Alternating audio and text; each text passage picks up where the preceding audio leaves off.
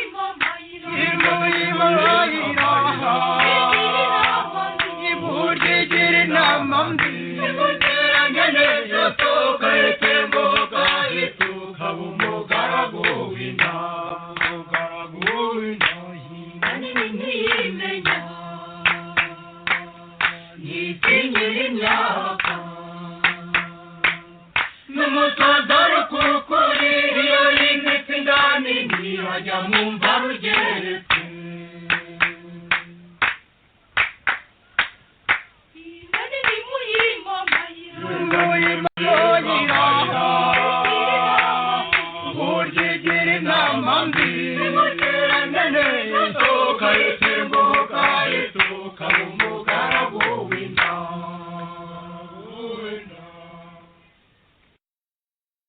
arakoze cyane Cyprien Rugamba tinda nini muyima mayira ati iguteranya n'inshuti ikakugira umugaragu wayo atinda nini yuzura kwiha niko yasama ati gusa miliyoni wayihitiza n'ebyiri wayizizana itindi ya gatatu nayo ntiyuzure radiyo ishakwe ijwi rya Rwanda Freedom Movement ivugira i Washington DC dufite saa 9:06 isaha za Washington DC tukajya saa 3:09 saa 3:09 isaha z'i Paris, Bruxelles n'ahandi mu Burayi bwo hagati tukagira saa 4:06 isaha z'iwacu i Kigali kuri uno wa kabiri tariki ya 13 tariki ya 13 Gashyantare mu mwaka wa 2018 tugiye kubagezaho ikiganiro twahaye n'inyito plan B indimi ebyiri z'amacunda mu barwanya Kagame mu mwanya wo kurwanya FPRDMI. Plan B turaza kusobanura wenda abatumva icyo ari cyo ariko bakurikira ibiganiro byacu basanzwe bazi icyo ari cyo. Muri kino kiganiro mukaba muri kumwe nanjye Joseph Ngarambe ubashuhuje, mukaba kandi muri kumwe na Jonathan Musonera umunyamabanga mukuru wungirije w'ishyaka ishakwe Rwanda Freedom Movement. Jonathan Musonera reka ngufungure mikro irafunguye mikro niba uriho nyumva neza nagira ngo ufate ijambo usuhuze abatwumva ubifurize kutagira inda nini kutagira inda mbi bityo dutangiye ikiganiro ijambo ni ryawe Jonathan. Urakoze muvandimwe Joseph kambanze ngusuhuze kandi gusuhuze n'umuryango wawe. Urakomeye Joseph. Mumeze mutaho ngaho ibwo tamasimbe mumeze mute mbe bibageze? Turaho nta kundi twaramenyereye. Nta masimbe mufite n'imiyaga ibirwara bya grippe bimeze nabi ntabwo rwose ubuzima bumeze neza. Birajyana kandi ni ibihe byayo nuko no kwishima yego urakoze rero reka nsuhuze abakunzi bacu nsuhuze abavandimwe bari hirya no hino badukurikira mbashimire uburyo badufasha nyine muri ibi biganiro kandi nongere kubararika muri iki kiganiro gikomeye tugiye gukora kijyanye nk'uko wari umaze kubivuga ibijyanye n'inda nini cyangwa se ibintu by'ubusambo cyangwa se imico mibi idakwiye kuranga abanyarwanda muri rusange. Reka rero nshimire abakunzi bacu rwose bahora baduha inama bahora badukebura mu byo dukora kandi nawe ngushimire ndetse n'abo dufatanije twese mbararitse rero mwese kugira ngo muze dufatanye muri iki kiganiro kandi amahoro n'imigisha y'Imana bibe kuri mwebwe. Murakoze.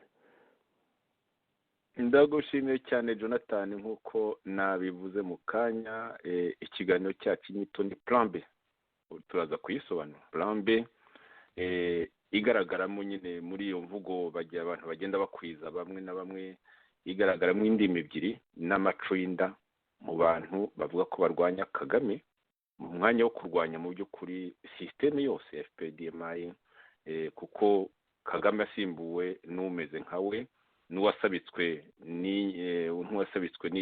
n'izo ngeso zikomeye ngome za FPRDMI umusimbuye nawe twagombye kurwanya ibintu hakiri kare tukarwanya iyo systeme nk'uko tudahwema kubivuga cyangwa se n'abagifite amashagaga bo muri MNDCD kuko nabo baba bubikiriye ngo bashobora kuzisubiza u Rwanda rwabo dore ko abandi batabaho. tariki muri kino kiganiro reka twibutse gatoya uko tugiye kugikora. turahera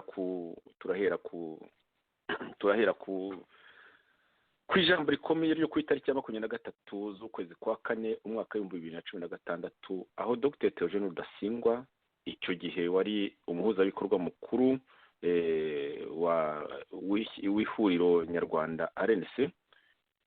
Icyo gihe kuri iyo tariki ya 23 z'ukwa kane 2016, Theogene Rudasingwa yagejeje ijambo rirerire kandi rikomeye riremereye cyane, arigeza kuri bagenzi be bashinganye ihuriro nyarwanda RNC mu bintu byinshi kandi by'ingenzi bikubiye muri iryo jambo.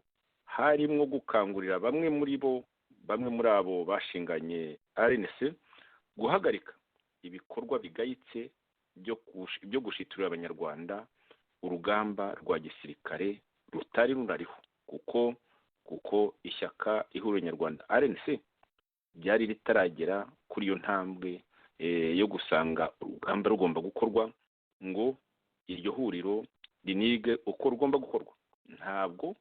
Ntabwo ihuriro nyarwanda ryari ryarigeze rivuga ko urugamba rwa gisirikare rutazigera ruba, ariko rero iryo huriro RNC ryasangaga bizafata igihe gihagije cyo kubitekerezaho no kuganira n'abanyarwanda, kuko gushoza urugamba rwa gisirikare ni ibintu bigira ingaruka zitagira ingano mu mateka y'abanyarwanda. Ni ibintu bizwi, si ibintu byo kujya gutekamo umutwe ushaka amaramuko unabeshya. Mu by'ukuri ibintu umuntu yavuga ko ari ubugegera. Mu by'ukuri kuri benshi bakora politiki bagakora ahubwo ibikorwa by'ubugegera, bajya gucuruza ibyo abantu benshi bashaka ngo urwo rugamba iyo ndwano, ariko mu by'ukuri batanayikora.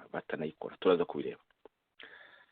Ako gatsiko rero umuvandimwe Theogene twashinganye ihuriro nyarwanda RNC yavuga ko kari mu nzira zo gusenya ihuriro.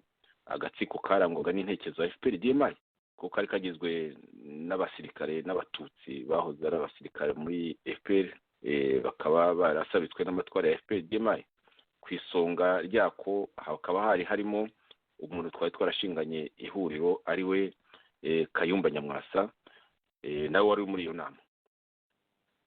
Hari rero n'akandi gatsiko mu by'ukuri nako kari kubikiriye kavuga ko kazafatanya n'abo ngabo kakabagira ba kanyarengwe bako, niko baba barota nyine babigana na FPR n'abo ngabo muri FML ndetse bavuga bati buriya ihuriro nyarwanda RNC nimara gucikamo kabiri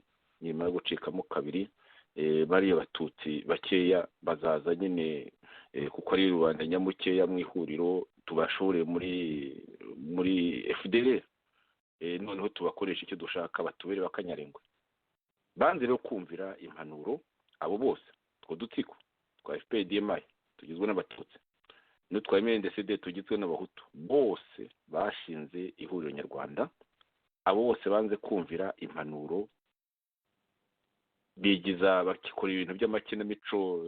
Musoni urasako wenda nubona kanyuraza kwivuga bakora ibintu by'amakinamico ngo byo kunga abatutsi, ariko bafite za gahunda. Birangije biranga, ihuriro yasenyuka nyuma y'amezi atarenze 3 nyuma y'iryo jambo rikomeye ryo kwita cya 23 z'ukwa kane 2016. Uno munsi rero tugiye gukora iki Jonathan? Tugiye kugaruka kuri aventurisme, itekamutwe, ubugegera bwako gatsiko gatangiye muri kino gihe kubura amajyo, kuko bigenda bigaragara nk'uko byagaragariye ahaba mu Bubiligi cyane muri Afurika y'Epfo, ariko bikaba bitabuza ku gatsiko gukomeza kubeshya no gukomeza gushaka gusahura abanyarwanda bababaye. Bibwiye yuko iyo solution, icyo gisubizo cya plan B cy'abantu batize ibintu neza ari igisubizo nyine ngo umuntu yakora uko abonye kose ngo yihuta, ngo bityo mu bintu byose bikaba bihagaze, ngo tuzaba tubireba, ngo nimuze dukora urugamba dukureho Kagame mu mwanya gukuraho FPR-DMI, dukureho Kagame ngo ibindi tuzabe tubyiga. Jonathan Musoni rero nagira ngo mbere yo kugira ngo tuze kumva igice, mbere yo kugira ngo tuze kumva agapande k'iryo jambo rya Dr. Theogene Rudasingwa kuri iyo tariki ya 23 z'ukwa kane 2016, mbere yo kuva ku gapande nagira ngo usobanura twumva icyo twita muri jargo yacu plan B. Harimo benshi babyumva ariko hari nk'abanyarwanda wenda batakunze gukurikira izo ndimi dukoresha kino gihe muri politike. Plan B rero ni iki Jonathan? Ijambo ni ryawe, noneho mbe shaka ako gapande k'iryo jambo rya Dr. Theogene kuri iyo tariki ya 23 z'ukwa kane 2016. Ijambo ni ryawe Jonathan. Urakoze muvandimwe Joseph, mbanze ngushimire cyane ko wibukije disikuru y'uwahoze ari umuhuzabikorwa mukuru wa RNC ariwe Dr. Theogene Rudasingwa, ubwo yadukoreshaga inama ababaye cyane abona ko ihuriro riri mu mayira abiri. Ikibazo cyari gikomeye mu by'ukuri, byari ibibazo bigera kuri bitatu. Byari ibibazo by'umwuka mubi wari muri RNC ukoreshejwe n'utwo dutsiko mu kugenda dusebya bamwe muri bagenzi babo, uhereye no ku muhuzabikorwa mukuru. Ikindi harimo uduce tugaragara nk'aho ari udushaka gusenya organization.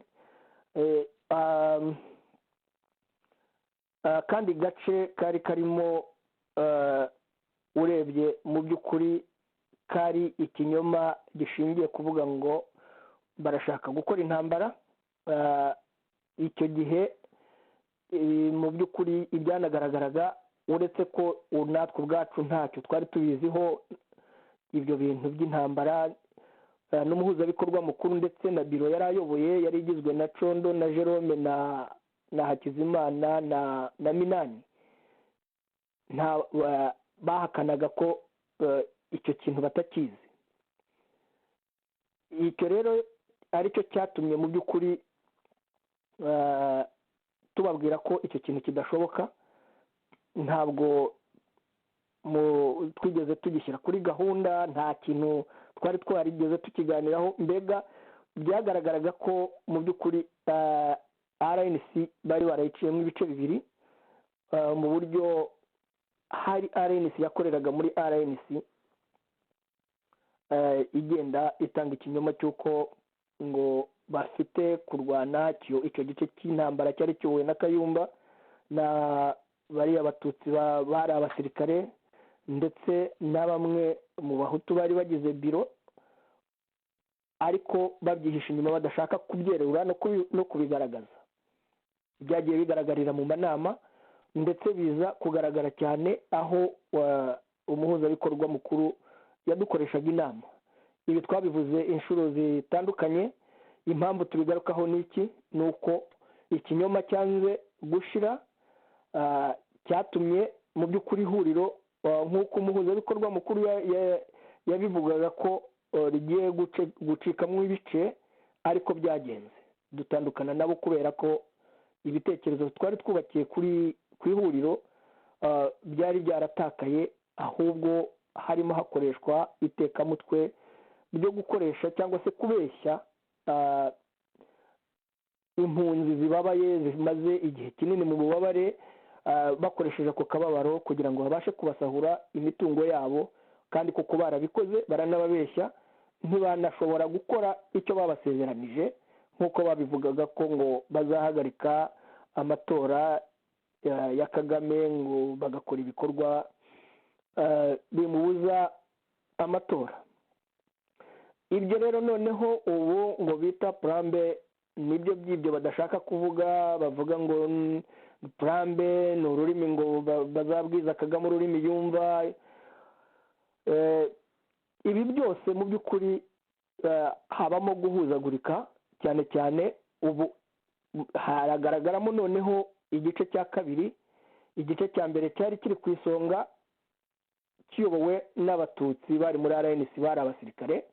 Ubu icya kabiri noneho kiyobowe n'abahutu ndetse batanagaragara cyane mu nzego zo hejuru, cyane cyane ko muri izo nzego batanavuga rumwe kuri ibi bintu bya plan B nk'uko turi buze kubibona. Ni iyihe mpamvu rero itera aba bantu bavuga ko bari muri RNC cyangwa se muri P5 ibatera gukoresha ibinyoma mu kwaka impunzi amafaranga cyangwa se n'abandi bantu bababeshya kuko bazi neza umubabaro bafite bakabacuza umutungo wabo kandi ntacyo bashobora kuzabamarira. Ni nayo mpamvu abadukurikiye batwumve neza, ntabwo uko tutihanganira ubusahuzi bwa Kagame asahura abaturage imbere tukabyamagana tukabivuga, ntabwo tuzihanganira abasahura impunzi bakoresheje ikinyoma. Ibi abantu babyumve neza, kuko kurwanisha ikinyoma ntabwo ushobora gutsinda ingoma imeze nk'iya Kagame. Ikindi cya kabiri, nk'uko Joseph wari umaze kubivuga muri introduction, aho uvuga ko abantu bavuga ngo bakureho Kagame ngo ibindi bazabireba ngo bamaze kugera imbere. Ibyo bazareba ni ibiki? Ese Kagame we bamukuraho bata ubwabo batumvikana no ku bibazo bimwe byoroshye bafite hano hanze? Niba ubwabo badashobora kumvikana mu buryo bw'amateka yacu mu byatubayeho ngo dufate umurongo umwe, hakabamo amacakubiri y'ibice bigenda bishaka guca inyuma bibeshya impunzi ngo babahe amafaranga, urwo rugamba rwo bazarurwana bate? Ese mbigarukeho nanone, mbere y'uko inkotanyi zifata igihugu, abari mu gihugu bavugaga ngo ikinani gipfuye ngo impundu zizavuga. Ese Joseph, ikinani cyarapfuye impundu ziravuga cyangwa amaraso yaramenetse? Ubu hari imvugo ivuga ngo Kagame ngo avuyeho ngo amahoro yahinda, ngo nta muntu mubi umeze nka Kagame. Ibyo turaza kubigeraho twerekane ko hariho n'abandi babi nka Kagame kandi bafite imyitozo imwe ndetse bakora n'ibikorwa bimwe cyangwa bakoze n'ibikorwa bimwe, bashobora no kuba bagira ubukana burushije ubwo Kagame afite. Abibeshya ngo gukuraho Kagame utaranduye iriya sisiteme yose, kuko iriya sisiteme ni uburozi, ni kabutindi. Uburyo bwo kuyirwanya ni uburyo bwo kwicara abantu bakaganira ku mateka yacu, ku byatunanije, ndetse abari muri fare cyangwa se abari mu gihugu bahunze 94 bakibaza bati ni iki cyadutsinze cyatumye urugamba rudutsinda, inkotanyi zikadutsinda zigafata igihugu? Ni hehe twakosheje? Ni hehe twakubakira kugira ngo noneho aba bose tubegeranye, twicare tuganire, turebe amateka yacu, noneho dushake icyakubaka u Rwanda ndetse twerekane n'icyo tuzamarira abanyarwanda. Joseph, naba ngusubije ijambo kuko izi ngingo zose turaza kuzigeraho. Urakoze. Urakoze cyane Jonathan, urakoze cyane. Uti icyo tugamije, icyo tugomba no kurwanya ni uko Kagame yavaho ku buryo ubwo ari bwo bwose, yavanwaho n'urw'ikirago cyangwa yavanwaho n'imyivumbaga cyangwa n'ibindi, uko yavaho aramutse asubiriwe mu mwanya n'umuntu umeze nkawe, cyane cyane abo baba bashyugumbwa, bameze nkawe, babicanye nkawe, bakanywa musayi, barukaraba nkaba, bo mu moko yombi, haba ubw'abahutu haba ubw'abatutsi. Abo tugomba kubirwanya hakiri kare. Ikindi cyo bavuze uti babikurusha, buri wese yakumva wenda ubwicanyi, ariko harimo n'ubusambo bukomeye, kuko niba uzamusimbura azaza afite inda nk'iye, abanyarwanda barashize barabakamuye, nta kintu bagifite. Noneho niba rero uzaza noneho hazaza afite apetiruti ya Kagame, nabyo byaba ari ishyano, kuko ibikorwa by'ubugegera tubona muri kino gihe byo kubeshya abantu babacucura, ibyo bintu birerekana ibyo tutahumye kuvuga, kandi ntituzareka nk'uko bivuze, ntituzareka kubyamagana. Harimo kwitwaza ngo twese turi muri opozisiyo. Oya, abo ntabwo turi muri opozisiyo kimwe na gatoya. nivaho njyeho nkora ibyo wakoraga, ndetse wenda nzane umururumba urushaho, kuko wenda wowe wari umaze kugera aho ugeza, bityo u Rwanda rukomeze rumeze rutyo, kandi uko kwiba kujyana no kwica akenshi. Reka rero twumve gatoya clip ya Rudasingwa yo ku itariki ya 23 z'ukwa kane 2016, aho yavugaga ko muri RNC yari akuriye yanashinze kimwe nawe Jonathan, kuko nawe wari muri iyo nama, warayishinze kandi nawe wari umukangurambaga mukuru. Jewe nanjye narayishinze, nari mpari muri iyo nama. Icyo gihe nari umugenzuzi mukuru, kandi wibuke ko harimo n'ibikorwa by'ubusambo, aho nari narasabye gukora iperereza, ahubwo ibyo bisambo bikihutira gusenya ihuriro, ntarabikora. Reka rero dushyira ako gaklipu gatoya, ntawe yavuga yose ngo azarangize y'ibyo bibazo by'icyo gihe nk'uko wabivuze neza, aho umuhuzabikorwa mukuru nyine w'icyo gihe Dr. Theogene Rudasingwa yavuga ati nitutareba neza ihuriro rirasenyuka, nitudakora ibyo tugomba gukora. Reka mugashyire n'ikibazo jewe Rudasingwa naba mfite gusa kiri specific, what is it? Urundi rugero rwa gatatu rwo nabaha rujyanye n'iyi period yo turimo, umuntu atakimenya what is going on muri organization. Haciye igihe narabwiwe n'umuntu wo mu mahoro, ampamagaye yambwiye ati ariko ibintu byo kumobilizingira bya mobilization iyo dukora iciye muri radiyo Itahuka turabizi, inise n'ibiki. Ati ibintu by'uko abantu twakunda abantu baba baca amarenga y'uko dukwiriye kuba tumobilizingira intambara, ariko duciye muri radiyo Itahuka. Ndamubwiye ntabwo mbizi, and I'm 100% sure yuko namubwije ukuri ko ibyo bintu ntacyo mbiziho. Ntawigeze abimbwira, ngira ngo umuntu wigeze kumbwira as a by the way in passing much later ni Providence wigeze kumbwira ati burya Boston twakoze inama ati n'amahoro, ati kora burya twamobilizinga ibintu bya resources. Now that's good.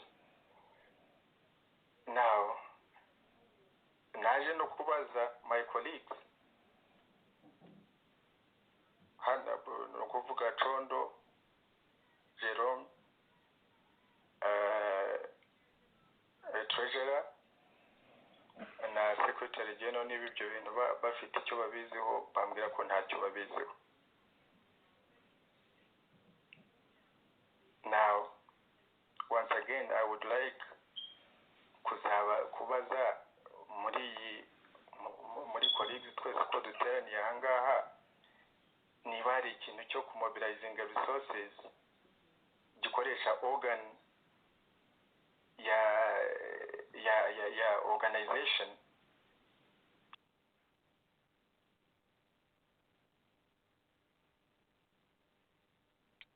Jonathan, ngira ngo urabyumva aho ngaho, urabyumvise nyine nako wari uhari, ibyo byose nawe wari uriho ubyumva biteye ubwoba, ariho bitugezaho nk'abashinganye ihuriro. Icyo gihe Colonel Karegeya niwe wari umaze igihe atuvuyemo, ariko abandi bose 9 twashinganye ihuriro bari bahari. Ukongeraho n'abazaga muri iyo nama bari bemerewe kuza muri iyo nama, no kuvuga Ali Abdul Karim na n'uwari treasurer wavuga, no kuvuga Corneille Minani.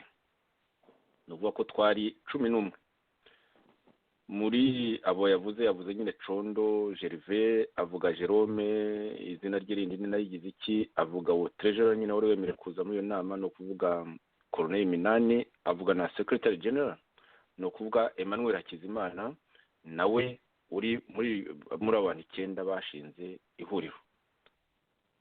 Nawe yarabaje ati mufite icyo mubiziho, baramubwira bati shwi. None se Jonathan, ijambo ryawe wari unahari, urugamba rurwanwa gutyo. Urumva iyo tuvuze FPR DMI na MNDCDR, cyakora icyo gihe MNDCDR yumvise ko ahubwo abatutsi bashwanye, ishaka kubifatamwe avantage, yavuga iti turafata aka gace kandi gato k'abasirikare tukajyane muri FDR. N'ubundi byari binasanzwe kuko uribuka tujya gushyingura nyakwigendera Colonel Karegeya turi muri Afurika y'Epfo, we nanjye wari uri muri iyo nama, muri 6 bashinze ihuriro bari bahari, twari duhari twembi. Uribuka yuko Condo Gervais nyine uribuka yuko Theogene Rudasingwa yatugejejeho ibintu Condo Gervais amaze iminsi amukoramo pression yo kutubwira bati tujye muri FDLR. Turabyanga byitwa ko tubyanze twese uko tungana. Twashinze ihuriro twari 6 icyo gihe muri Afurika y'Epfo, ndetse n'uwo wabizanye wakoze pressure nawe ajya ku ruhande rwacu. Ariko muri ya mayeri bavuga ko amayeri agirwa n'inkotanyi z'abatutsi gusa, ariko muri ya mayeri ya MNDCDR y'abahutu abaragenda bakomeza ku kazi kugeza igihe nyine bananirije, kuko niko kazi bari barimo kugeza igihe mu by'ukuri bananirije Theogene Rudasingwa. Sinanahamya ko igihe yari babwira ngo ese murabizi, bakavuga ngo ntibabizi. Sinanahamya ko batari banabizi, kuko hari icyo kintu nyine cy'umupango cya plan yo kugira ngo abadashaka iyo ntambara idateguwe, iyo ntambara idafite n'icyo yamara mu gihe abantu batabaje kumvikana uko bazategeka igihugu, bitari muri ubwo buryo bwa FPR-DMI cyangwa bwa MNDCDR, mu gihe batarabyumvikanaho intambara imena amaraso y'abanyarwanda bari imbere mu gihugu, inamena amaraso y'abagiye gushoza urwo rugamba. Mu gihe uko ibyo bitarabumvikanwaho, urumva ko harimo ako gaco kagizwe n'abatutsi bahoze bari abasirikare muri FPR, bakuriwe na Kayumba Nyamwasa, kariho gakora ishyano. Ndetse mu gihe Theogene yari akora iyo ntabaza, byasaga nkaho nyine biyemeje. Gusa rero wenda nabyibutse kuko nyuma yaho twaje kubikora mu nkete, twibwiraga yuko tuzaceceka tukajya ku mpande tukabinganzwa, noneho ibyo bintu tukabireka bakikomereza, twe twicecekeye nyine ngo twabaye nyamuke. Ijambo ni ryawe Jonathan. Urakoze muvandimwe Joseph. Mu by'ukuri abadukurikiye bumva neza uburyo umuhuzabikorwa mukuru wa RNC iryo jambo yatugejejeho icyo gihe. Mu by'ukuri RNC yitwaga ko iri hamwe, ariko yari yaramaze gucikamo ibice. Cyari gisigaye cyari ugutandukana, kubera ko harimwo ibintu by'amayeri, amacenga, cyane cyane ko Kayumba yari yaramaze kubumvisha ko we na kariya gatsiko ke k'abatutsi bari abasirikare muri RPF, babumvishaga ko urugamba rwose barwiteguye, bazakora urugamba. Ikibananiza ari Theogene na Musonera na Ngarambe aribo na Gahima, aribo batuma urwo rugamba rudashobora kujya mu bikorwa, kandi ko badashobora kurushyira mu bikorwa tukiri kumwe nabo. Ari nabwo bakoraga inzira nyine yo kubwira abantu ba RNC hirya no hino ko twebwe turi abantu babi, twanga urugamba, bakwiye gusaba ibintu by'amatora kugira ngo batwirukane, batwigizeyo, ngo babashe gushyiraho uwakoresha RNC nyine muri ibyo bitaga ko bagiye kujya mu rugamba. Ikindi nakwibutsa Joseph, wibuke ko hari hamaze iminsi hakorwa ibiganiro kuri radiyo Itahuka bihakana ko nta jenoside yabaye yakorewe abatutsi, cyane cyane bikorwa mu buryo bugayitse tukanabyamagana, ndetse ari nabwo mu by'ukuri banaporomotingaga n'igitabo cyangeze, ubyibuke nabyo. Ngeze ufungiye ko yagize uruhare muri jenoside yakorewe abatutsi. Wibuke ikindi ko ari nabwo Condo Gervais yagendaga avuga ko Habyarimana atari mubi, ndetse n'abavuga ko abavuga jenoside yakorewe abatutsi ko ari ugukabya bayikabiriza. Ibi byose byari inzira yateguraga ibyo bintu byose, kuko twagiye tubyamagana, ndetse n'abakoraga ibyo biganiro dusaba ko bahagarikwa kugaruka kuri radiyo itahuka. Ikigaragara rero ni iki, ni uko ikinyoma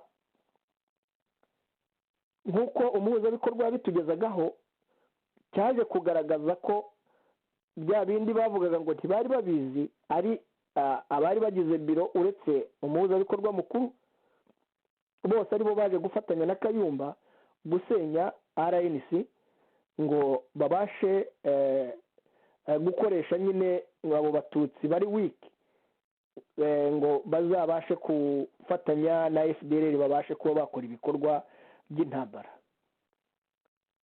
Uribuka ko hakozwe isaba ry'amafaranga mu buryo bugayitse mu mpera za 2015, 2016 ndetse yewe no kugera mu mwaka ushize, bavuga ko bagomba guhagarika, bagomba gutera intambara, bagahagarika amatora. Ayo mafaranga barayariye, n'ubu ntabwo barasobanura uko byagenze, ndetse ngira ngo nuza kubishobora, niba ubifite hafi uze kugarura ibyabariye abana bo muri South Africa batatse baburuga ku bantu bagiye basaba amafaranga, ibyo bari babijeje bikabananira, bikabaviramo gucikamo kabiri nanone hakavamo ikindi gice, ndetse bagatandukana batabaza babwira abo basabye amafaranga ko babasaba imbabazi. Ibyo ni ikinyoma gikomeye aricyo twamagana ahangaha, cyo gukoresha mu by'ukuri iki kinyoma bita plan B, cyangwa se ngo gukoresha ngo ururimi ngo Kagame yumva ngo urwo bamubwiye yanze kurwumva.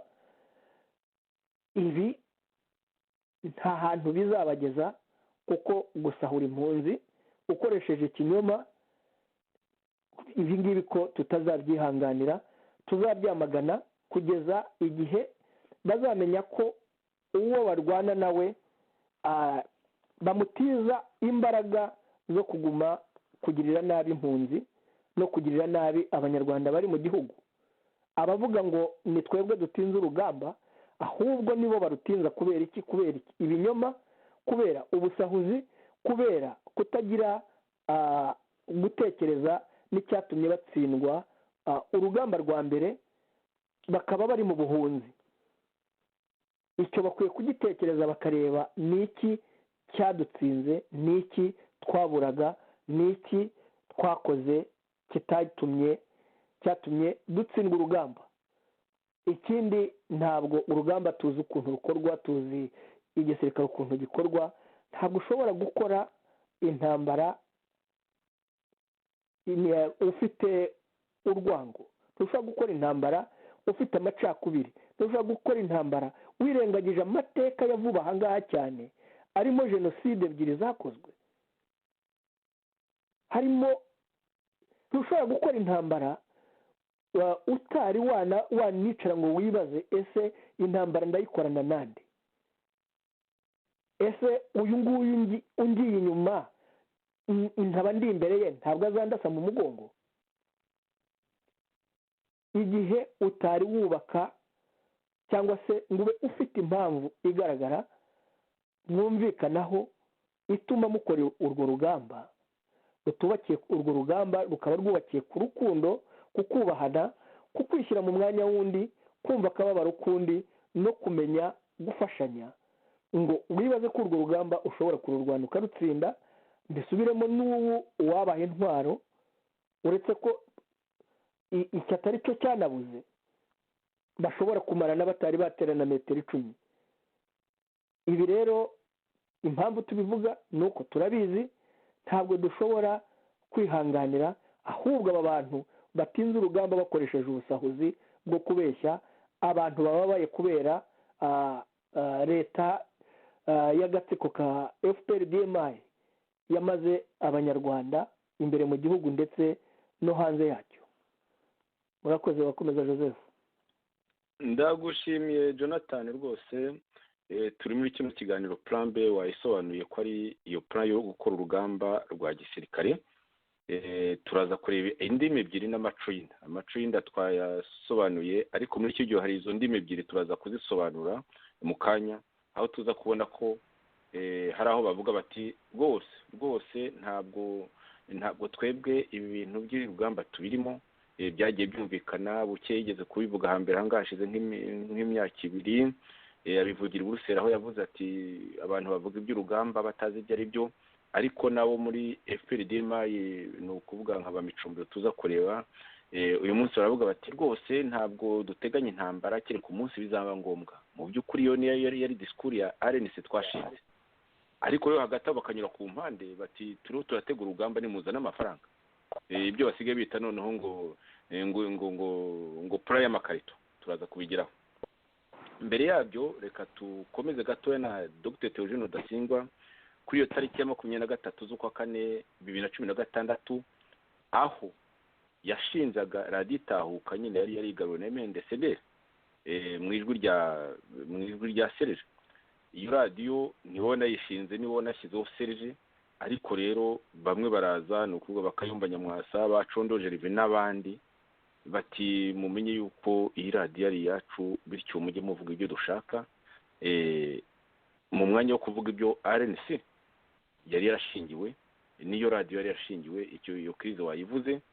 Radiyo Itahuka rero nk'uko ikora uyu munsi ibyo bikorwa by'itekamutwe byo gucucura abantu, byo kubambura utwabo babeshya urugamba, ngo nuko ngo babonye za rushyashya ziriho zibabeshyera mu by'ukuri. Hari naho ndetse Micombero tuza kureba aho yivugira yuko Kigali iriho ibabeshyera, ko n'abandi bavuga ngo bafashwe muri Uganda atari ababo, ngo ari ibintu bari bababeshyera. Urumva izo ndimi ebyiri, turi ku rugamba muzana amafaranga, bariho baratubeshyera, ntituri ku rugamba kandi turakomeza gahunda yo guhindura ibintu mu mahoro.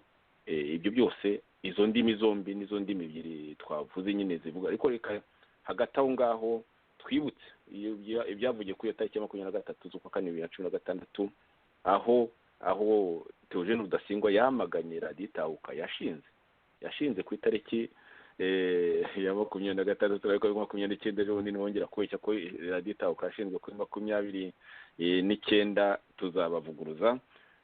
Ni muri uko kwezi, ntibazabeshye rwose kuko twarayishinze. Ni Dr. Theogene wayishinze ubwe, ariko rero mu izina ry'abakoze ihuriro, ni ukuvuga mu izina ry'ikipe yose y'abashinze ihuriro. Ni ibintu tuzi neza kuko twanabiganiyeho kuri icyo gihe. Uzongera kubeshya ko yashinzwe ku itariki ya 29 z'ukwezi kwa kabiri, tuzamunyomoza, nzafata akanya rwose sinzazuyaza. Reka rero komeze iby'aya maco turebe icyo gihe nyine ukuntu byari byaratangiye, aho radiyo Itahuka twashinze yari isigaye yirirwa ujya kubeshya iby'urwo rugamba. Umuhuzabikorwa mukuru Dr. Theogene wayishinze atazi ibyo ari byo, yanabaza nabo twaje kwita abateruzi b'ibindi nyuma kuko barigaragaje bakavuga ko batabizi. Ariko umuntu uno munsi akaba yakwibaza niba bamwe muri bo batari babizi mu by'ukuri bari ku isi nk'uko babivuga. So hari icyo kintu cya bureaucracy cyo kuba legalistic, and increasingly nitutaba careful haragenda hanazamuka ikintu cyo kuba militaristic. Icyo wenda ndagisubiraho muri conclusion yo kumva ko abantu bamwe ngo bagomba tugenda tugana ngo mu bihe by'intambara therefore yuko abo bantu aribo bantu bagomba kuba no muri ibyo bintu byo abantu bagenda bavuga n'iki byose.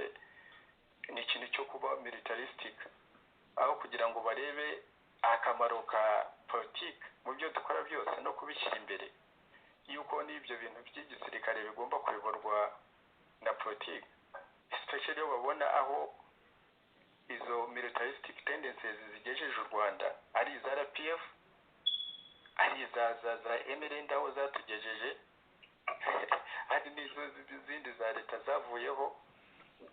Ariko nicyo kintu urakibona mu bantu nyine, ikintu kiri militaristic ukabyumva ku maradiyo, kumva abo ba Serge n'abandi bose bashyushye cyane icyo kintu kiri militaristic nayo ni tendency yo ndimo kubona muri iyo organization. So iyo toxic atmosphere, icyo kintu cyo gupushinga amategeko na stati kurusha uko banareba objectives zo dukwiriye kuba duharanira n'ibintu byo tugomba. Toxic atmosphere ni ukuvuga umwuka uhumanye, kuko bari barahumanyije umwuka Jonathan muri icyo gihe cyose nyine kugira ngo buri wese yanukirwe, bityo agwe ase n'uguye igihunga, noneho FPRDMI na MNDCDR bikomeze akazi k'ishimutwa ry'integano ry'ihuriro nyarwanda twashinze twashinze n'intego zaryo twari twariyemeje, bishyire hamwe nyine, bamwe bibwira ko bazahenda abandi ubwenge. Ijambo ni iryawe mbere yo kugira ngo dukomeze turebe noneho aho ibintu bigeze, dukomeza tureba aho ibintu bigeze, tureba n'izo ndimi byinshi. Ijambo ni iryawe Jonathan. Kuvuga ngo gufata radiyo, wari wabivuze radiyo ikajya gukora propagande ya MNDCD ihereye kuri bangeze Hasani na bakoze ishyano n'abandi n'abazaga n'abatumizwaga kuza guhakana jenoside. Uzi ko byateye induru cyane mu bashinze RNC. Nigeze gufasha Gahima rwose byamubabaje cyane, mufasha kuri radiyo tusobanura neza uko ibintu bimeze, ariko ntabwo twaga tuzi yuko bamwe muri twebwe mu bashinze ihuriro bari muri gahunda ndende. Mu gihe ijambo ni ryawe. Urakoze nanone Bwana Joseph. Ibi bibazo byose bigaragara mu by'ukuri ni ibigaragaza ikinyoma, n'ibyo twagiye dusubiramo tubigarura, ari nayo mpamvu n'ubu twabigaruye. Kubera iki? Kubera ko ikinyoma bongeye kugitangira gihindura isura mu by'ukuri, kandi icyo kinyoma cyagiye gisenya mu gihe cy'umwaka umwe gusa cyashenye RNC inshuro ebyiri, ndetse gisiga n'ibikomere no muri iyo P5. bo bakivuga P5 kandi isigaye ari P4, gisiga ibikomere mu mitima y'abanyarwanda, cyane cyane muri cya kintu kitari cyanasibangana, aricyo dushaka no kugira ngo abantu banicare baganire. Cyasize ibikomere mu bijyanye na jenoside yakorewe abatutsi ndetse na jenoside yakorewe abahutu. Icyo kintu buzuriraho bakumva bazacyubakamo igisirikare, ndetse bakagikorera na publicité kuri radiyo itahuka, ndetse bakakibibisha amacakubiri ngo harimo abadashaka iyo ntambara. Iki kintu niyo mpamvu twakigaruye kugira ngo buri wese wumva iki kiganiro yumve ko n'undi wese uzahaguruka akoresheje ikinyoma cyo gusenya, cyo kubaka organization muri organization, ukubaka ubuyobozi mu buyobozi buba buyoboye organization, atari ikintu cyo kwihanganirwa, ndetse nta n'ikiba kigaragara kiba gituma murwanya Kagame, kuko ibi bikorwa byose nibyo Kagame akora, ni nabyo akoresha ubusahuzi, akoresha ikinyoma, akoresha ubwicanyi. Icyo wenda nuko muri opposition nta bushobozi abarimwe, wenda bamwe na bamwe badafite ubushobozi bwo kuba bakoresha ubwicanyi kuko ntibabibasha, ariko urwo rugamba banarugiyeho abazagerayo n'imbarwa. Ibyo twarabibonye muri RPF Inkotanyi, uko abantu bagiye bicwa, uko hagiye hicwa hakoreshejwe ivanguramoko, ivanguraturere. Ibyo byose nibyo umuhuzabikorwa yarebaga akavuga ati ibi bintu by'iyi myuka y'intambara, ibintu byo kubeshya, ibintu byo gusahura, ibintu byo guhakana amateka muyacurika, ibi bintu ari byo mugenda mwentoxika abantu hirya no hino ntabwo tuzabikunda nta nubwo tuzabyemera. aribyo byaje kuvamo gutandukana. Mu by'ukuri ikigaragara rero ni iki? Ikigaragara ni uko bamwe mu bagize opozisiyo cyane cyane abo muri RNC ndetse banavuga ko na P5 bafatanije bakomeje iki kinyoma twagumije kubabuza no kubereka inzira aho kugira ngo barebe inzira, ahubwo ugasanga twebwe ni twebwe bagira abanzi ngo turabasebya kandi tuvuga ibintu baba bavuze ku mugaragaro babivugiye kuri radiyo. Ikibazo ni uko hari tuba tudatuma ikinyoma cyabo gihita. Icyo Kagame abarusha nuko abarusha kuba afite igihugu, ariko ikinyoma cyo baragisangiye kuko Kagame asahura ab'imbere nabo bagasahura ab'inyuma. Ibi rero ni ibintu bidakwiye kwihanganirwa na gato, tugomba kwamagana ku mugaragaro, kuko igihe udashoboye gukora ikintu cyihorere kugeza igihe uzagishoborera ukagikora, kandi ukagikora udakoresheje ikinyoma cyangwa ubusahuzi. Nkaba rero Joseph nagusubiza ijambo kugira ngo twihute mu kiganiro kuko dufite ibintu byinshi byo kuvuga, wenda aha tube tuhahagarikiye. Urakoze. Yego, urakoze cyane Jonathan, ndumva twaba kuko tuhagarikiye aha ngaha. Reka noneho tutangire turebe muri za ndimi ebyiri. Twavuze nyine ukuntu byakorwaga muri utwo dutsiko twombi twa FPRDMI twasabitswe n'intekerezo ya FPRDMI n'utwasabitswe n'intekerezo ya MRNDCD. Noneho reka tuze turebe uko byifashe muri iki gihe aho naho bariho bakora nyuma yo kuba muri ibyo bihe byose baragiye bakabana amafaranga ngo bari mu rugamba rwo kuzabuza amatora ya Kagame.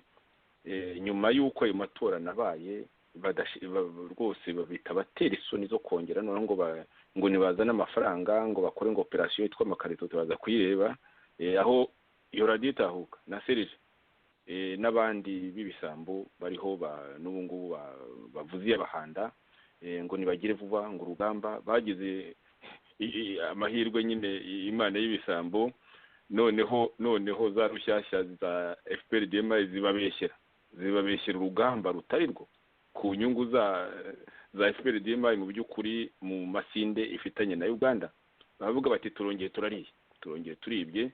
Reka nkwibutse gato nyibutsa reka nkwibutse gato muri iki kinyoma cya rushyashya cyangwa se cya FPRDMI ikoresha mu kuvuga ngo RNC ngo iri Bugande ngo irimo irategura ibikorwa by'intambara, ngo irimo irategura ibikorwa byo guteza umutekano muke mu gihugu.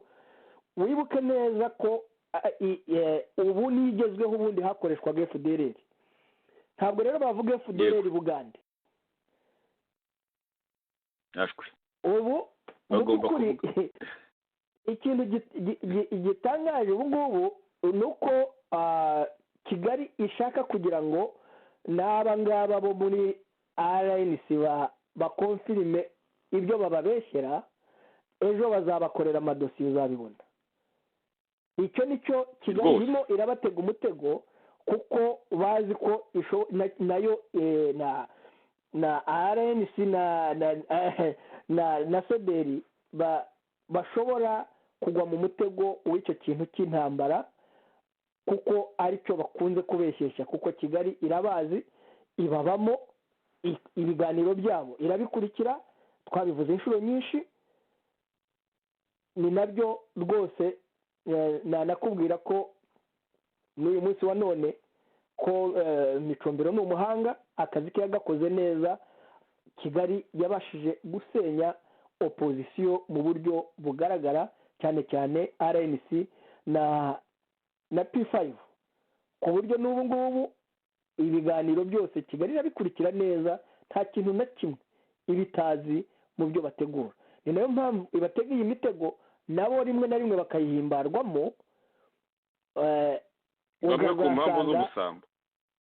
Ukazasanga ejo urazi ko Kigali yaragendaga ikica abantu muri Kongo yarangiza ikavuga ngo FDLR yisha abantu cyangwa se igafata abakobwa ku ngufu n'abagore ikavuga iti FDLR yafasha abagore ku ngufu. Ibyo ngibyo ni ibintu bisanzwe ejo uzaba wumva icyo bazagenda. Reka twihute Jonathan, reka twihute. Yego komeza gato ndabanza nkubujije. Oya nicyo nashaka kongeraho kugira ngo mbe nanaburiye nabo babihimbarwamo bavuga ikizabakurikira inyuma ejo uzakibona. Uyu munsi rero bari muri plan operation y'amakarito turaza kumva aho abaMRNDCD bitwa bagasake babivuga hamwe na Serge birumvikana abihoramo bene ibyo ngibyo bifite indonke ni ukuvuga ko kubeshya abantu ntabwo ari byo bibakomanga umutima wabo kuko ntibawugira. Reka none twumve ukuntu noneho muri icyo gihe bariho bavuza induru cyane kino gihe rwose muri kino gihe muri ibi byumweru uyu munsi n'ejo ejo bundi ku itariki ya 22 z'ukwa mbere ni ukuvuga ko hashize iminsi ibyumweru bitatu twumve ayo Micombero yavugaga ari wahakana ko nta rugamba bafite ati kugeza ubu RNC na P5 nta plan B rwose dufite ati Kigali iratubeshyira igamije kuduha isura y'abateroriste ati babandi 40 n'abandi bafashwe bagafatirwa mu Uganda mu yandi magambo si ababo. Reka ngashyireho Jonathan. None ni ikintu cy'abanyarwanda bajya bitondera iyo basesengura iteka ibintu byandikwa biterwa n'ubyandikwa ari we n'icyabagamije. Ibintu byandikwa mu karere cyane cyane nyuma y'iriya dosiye Kagame yifuza kuva kera gufata RNC gufata P5 ngo ayihuze na FDLR. Jobone nahoze nareba bafata abayobozi ba FDI bagamije kudekapita guca umutwe opposition mu gihugu imbere badevelopa scenario nk'izo ngizo. Bigeze gufata abantu banyuranye bajyana mu nkiko ngo bemere ko bakorana na FDLR kandi abantu bo muri RNC bamwe barabyanga barimo bahetana Mutabazi mwana bavanye bya musirikare bavanye. Kagame arashaka ikintu cyo cyose cyatuma opposition yayo ayica intege burundu. À l'intérieur yabamariye muri gereza, à l'extérieur abatita abateroriste arakora ibyo bintu byose. Iyo atangazamakuru ngo ukuntu ikora rero ni utabizi. Hari ikintu cyitwa Virunga Post cyane ko mu Cyongereza. Virunga Post amarticle yose isohora ategurirwa i Kigali n'igihe.com. Igihe.com ndaza gupartage information mfite namwe kuri WhatsApp muze kubireba. Amafaranga yishyurizwa article ava mu gihe.com akajya muri Virunga Post. Virunga Post yasohora inkuru igihe kikayifata ngo dore inkuru byasohotse muri Virunga Post cyangwa byandikishijwe mu bindi binyamakuru mu karere muri Kenya n'ibindi bitari byo ngibyo la Republika kurikirana ibyazo bakabiha amakuru bakabishyura amafaranga bagasura article igihe kikabifata cyangwa New Times cyangwa abandi bakabispekura niki niya ntambara media kubwira. Ukuri kwabyo no kubi ukuri nuko Kagame arashakisha ikintu cyatuma opposition ihabwa isura ry'iterabwoba. Uko abikora no kuko byo bunyuranye. Nge numvaga bavuga ngo harimo abantu bari bagiye gusenga i Burundi cyangwa muri Tanzania. None se iki cyo ni kibikuraho iki kuko batashoboye gukora campagne mu itangazamakuru ngo basobanure ngo wenda hazindi version inavuga ukuntu basobanura kujya gusenga kwabo. Donc urabona ko ibintu bihari n'iki ni information bafata bagakreya bakaexploita à leur faveur ikigamije kugira ngo bafate opposition nyayo bayihe isura kugira ngo amahanga wenda n'akarere bumve ko RNC iri mu bintu nk'ibyo n'iki. Ariko igihari nuko RNC ifuza impinduka, P5 irifuza impinduka, ariko kugeza ubu impinduka twifuza nta guciye muri ubwo buryo. Gusa abanyarwanda bahisemo yuko bwaba ubundi buryo wabahagarika se. Jonathan rero uwo muntu ari muri biro ni umuhuzabikorwa mukuru wa gatatu ariko ariho aravuga ati iyo plan tuyifite mugiye kuri radio itahuka ya RNC mva ikiganiro plan B indimi ebyiri n'amacuinda mu barwanya Kagame mu mwanya wa FPRDMI. Mwumvise izo ndimi ebyiri ururimi rumwe kuri aho basereje n'abitwa bagasake bo muri MNDCDR bavuga bati nimuzane turi muri operation y'amakarito muzane amafaranga mu gihe Micombero hashize ibyumweru bitatu gusa ari avuga ati nta rugamba ruhari ati kandi ati barashaka kutugusha mu mutego mu by'ukuri bawuguyemo bariho barunaganamo ahubwo reka nshake gatoya Jonathan ntagomba kuba ari kure noneho agira icyo avuga kuri ayo maco y'inda n'ubwo bucabiranya bw'umuntu w'inzobere mu by'ukuri warerewe muri DMI ariwe Micombero wahoze ari majoro wahoze ari muri izo za operasiyo nyine zo gukora ishyano ndetse wagize uruhare rukomeye cyane mu gusenya RNC. Jonathan ijambo ni ryawe ndubanza wagarutse nduba nkuruze. Urakoze ndakumva neza bwana Joseph uranyumva? Ndakumva neza wumvise Micombero mu kanya hari ku itariki ya 22 ari kuri Radio Ikondera tariki ya 22 hagati y'itariki ya 22 n'uno munsi fata iminsi 9 y'ukwa mbere uteranyeho na 13 y'uno munsi birabyara iminsi 22 ni ukuvuga ibyumweru bitatu rero birashize avuze ati bariho baraduhararika n'abariya bavuga sa bacu. Ikindi cyo Jonathan ariho aravuga ngo bariho barashaka Kigali ifite Emmanuel Nkubana Major Emmanuel Nkubana wari muri leta major ya Kagame. Kigali ifite Apollo Rubagumya wari muri leta major ya nako nabivuze ngo wari muri leta major ya Kayumba. Kigali ifite Mike Rwarinda wari muri leta major ya Kayumba.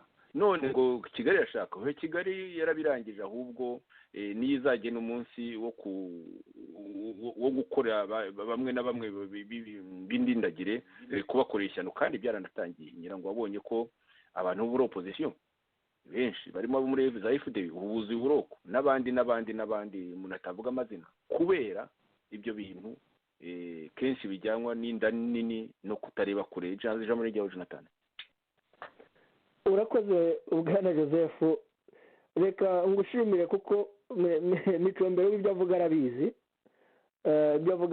kuko izo information arazitanga cyangwa se yaranazitanze n'ibyo byose bategura baba babizi ni nayo mpamvu nyine avuga ibyo byose avuga mu by'ukuri ariho ariyerurutse ni ibintu kandi ntabwo wanze kumva yanga kubona ibyo byose twabibabwiye kera iyo baza no kumvira inama cyane iyo Kayumba aza kumvira inama twamuhaye kuri Bankubana ba Rwarinda abo bose na Micombero ntabwo biba byarageze aho byageze.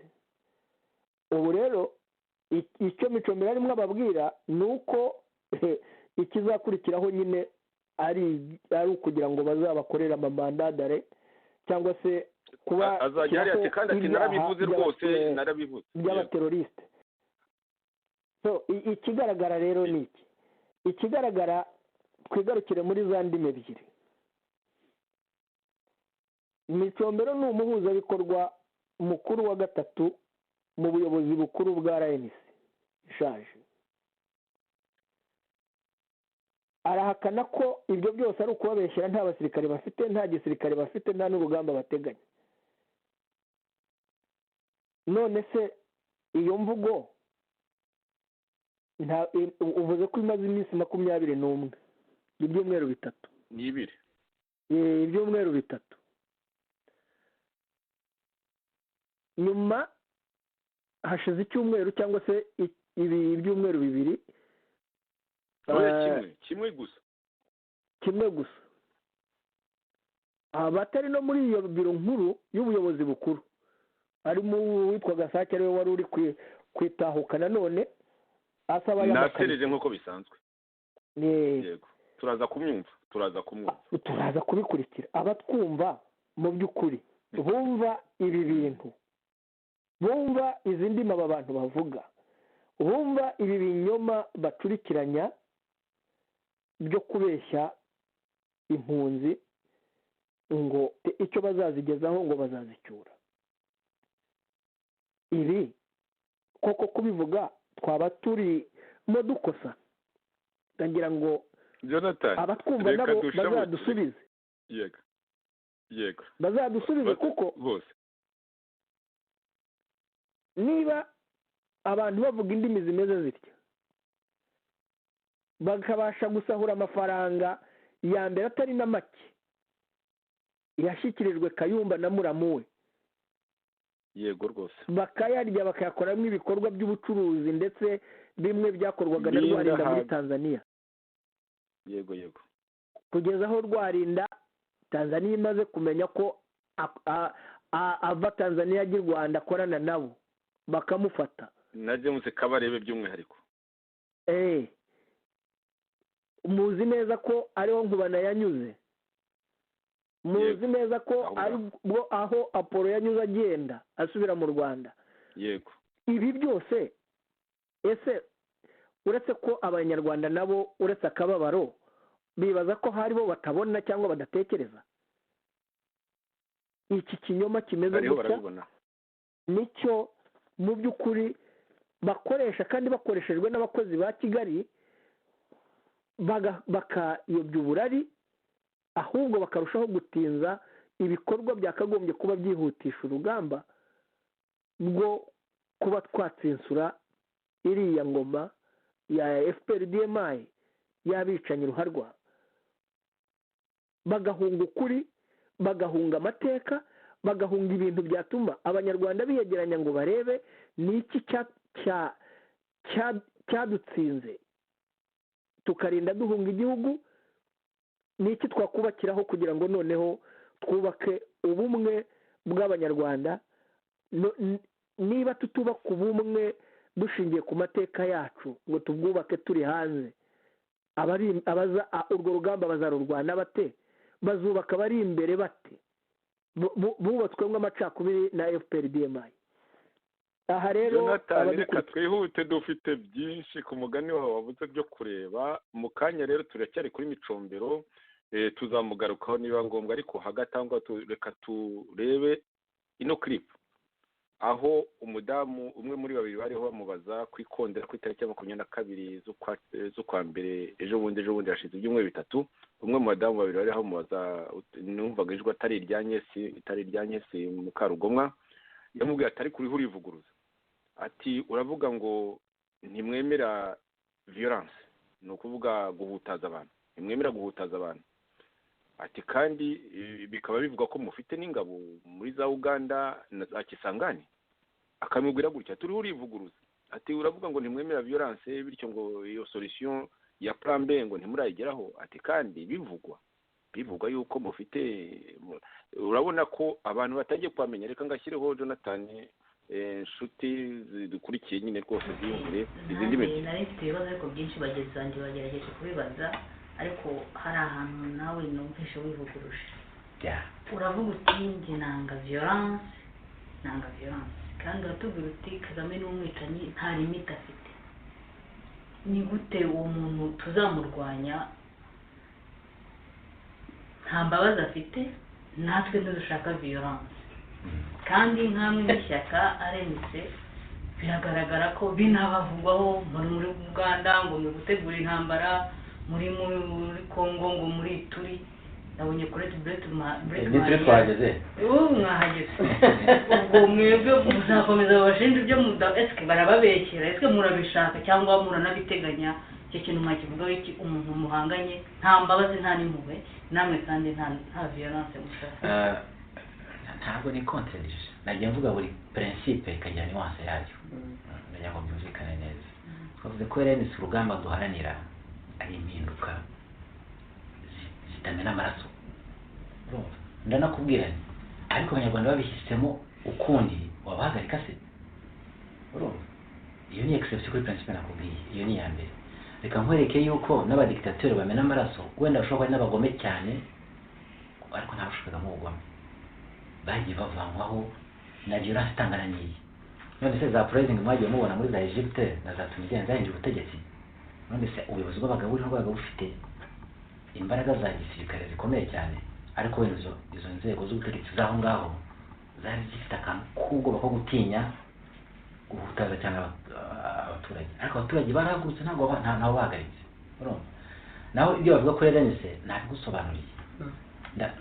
Ndaza kubohereza posting zo mbona banjoherereza, aho igihe gikora virima y'amafaranga yo kwishyura Virunga Post igasohora inkuru, iyo nkuru ikaza ivuga RNC n'ibyo ushaka ibintu byo watinda avuga rusobanura no nabonye Colette Brackman ajya ngo ari mu bivanze specialist ku Rwanda n'akarere k'ibiyaga bigari byose ko mubizi ntabwo nabitinda ibyo rwose timu tinde kubyongeye mbabwira gusobanura ibya Colette Brackman ntabwo nabitindaho n'uburenganzira bwo kwandika kandi niyo bandika bafite ibyo inyungu strategique baseriva ariko nk'icyo icyo nakongera ku kibazo yarabajije aravuga ati Kagame wavuze ko ari umwicanyi ko niyo mvugo ye ni ukwica yakomeje ko ari n'umunyabwoba none hatese uwo muntu umeze gutyo yahangana nande ninde watuma ahinduka hari uburyo buzwi ku isi udashobora kudisikitaho imbaraga z'abaturage iyo zahagurutse ntawe uzihagarika wabicuga ukarasa ukamena amaraso ugakora ibyo ushaka zahagurutse ntabwo wazihagarika kandi abaturage b'u Rwanda bashiritse ubwoba bagashirika ubwoba bakajya mu mihanda Kagame atiyahuye yakura indege agahunga kubera bwa bwoba nakubwiye Kagame abona abaturage bageze kuri rompo yahariya ku Kimihurura bagenda berekeza urugwiro cyangwa baturutse kuri rompo yo mu mujyi bajya mu Kiyovu cyangwa abaturage bafunze umuhanda baremera ngo ntave ku muhazi aze mu mujyi Kigali bagutse bahagaze Kagame ari ku muhazi ntabwo yagaruka i Remera ntabwo yakunjira muri Kigali yahamagaza helikopteri sinzi ahantu yahagurukira ni umunyabwoba ngo babwiye ntabwo bamenya aho aciye byamunanira byose Kagame aziyahura ntabwo Kagame azemera ko abanyarwanda ahemukiye bamuryoza ibyo yabakoreye